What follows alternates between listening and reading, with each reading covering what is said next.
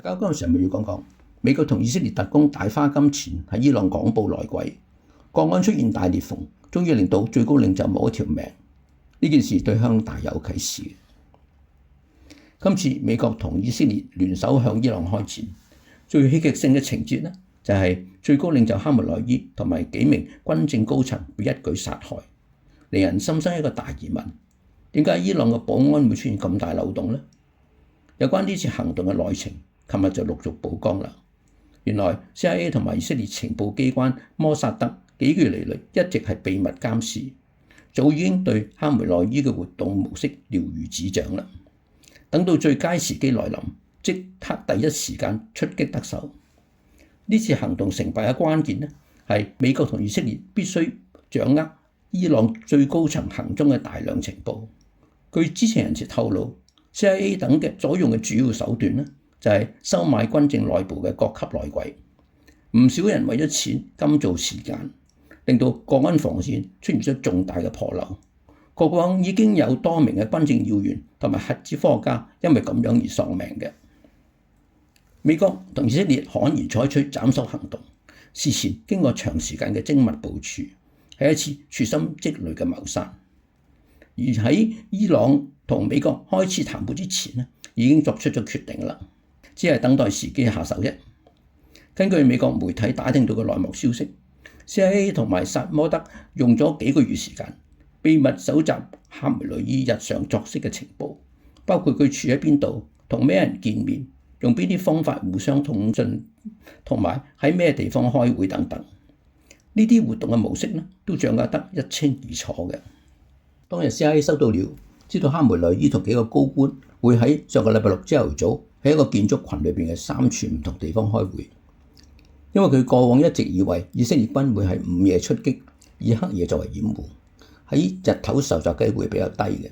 所以佢嘅戒備都比較鬆懈。CIA 見到最佳嘅時機終於來臨啦，立即就將高精確嘅定位資訊交咗俾以色列，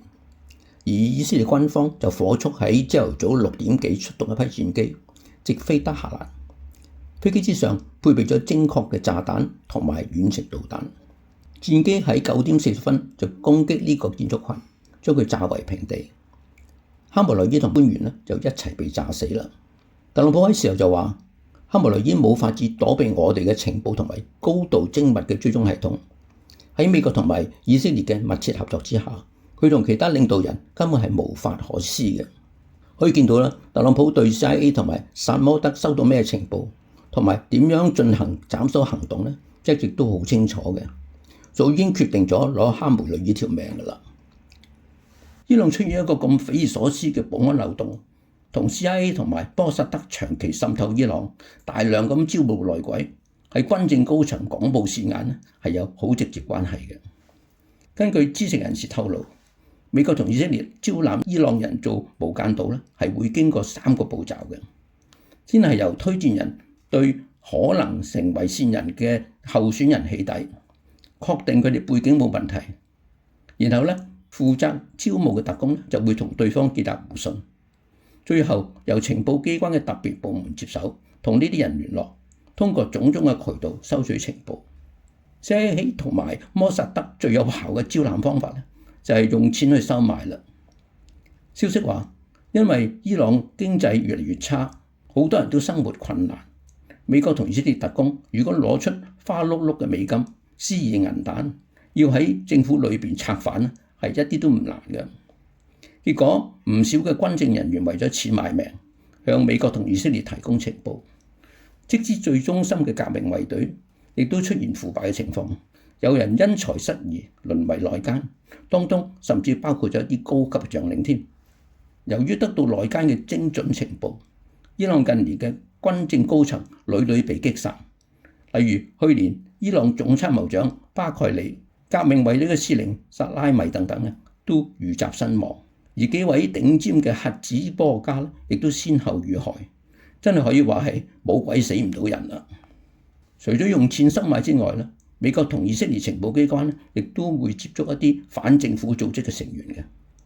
利用佢哋不滿統治者嘅情緒，招攬佢哋協助美國同以色列嘅情報活動。今次美國同以色列嘅斬首行動成功得手，反映伊朗嘅國安防線實在係破漏處處嘅。正如《紐約時報》所講，如果伊朗唔能夠堵住自己呢條大裂縫，任何一次內部嘅臨時通知都可能成為下一個災難嘅開始嘅。